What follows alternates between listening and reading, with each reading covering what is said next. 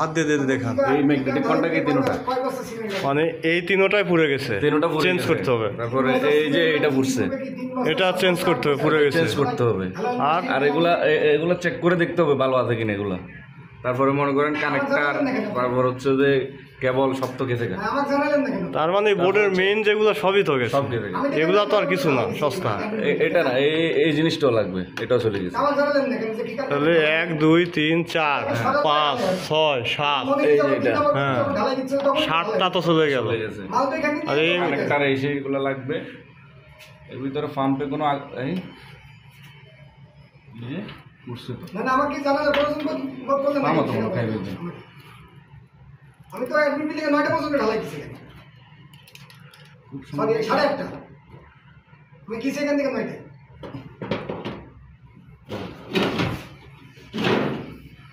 তিন বস্তা সিমেন্ট, এখানে সিমেন্ট ছিল। পাম্পটা চেক দিতে হবে, পাম্প ঠিক আছে কিনা। পাম্পও চলে যাওয়ার সম্ভাবনা আছে। কি পাম্পও চলে যাওয়ার সম্ভাবনা আছে। কিভাবে? পাম্প মানে কিভাবে সেটা বুঝলেন আপনি? কিভাবে বুঝছি যে, কারণ পাম্প যদি যায় তাহলে আরো বড় হয়ে গেল ব্যাপারটা, আরো বড় হয়ে যাবে ব্যাপারটা। এটা পাম্প চেক দিতে হবে, মিটারিং করে চেক দিলে বোঝা যাবে। তবে আপাতত এগুলো লাগবে। এখন পাম্প চেক দেওয়া যাবে না, মানে ঠিক আছে কিনা যাবে, তো সেটা একটু করে দেখুন। এগুলা ইয়া করার আগে পাম্প চেক ডাইরেক্ট কি কোনো সিস্টেম করা যায়? না আমি বলি শুনেন, আমরা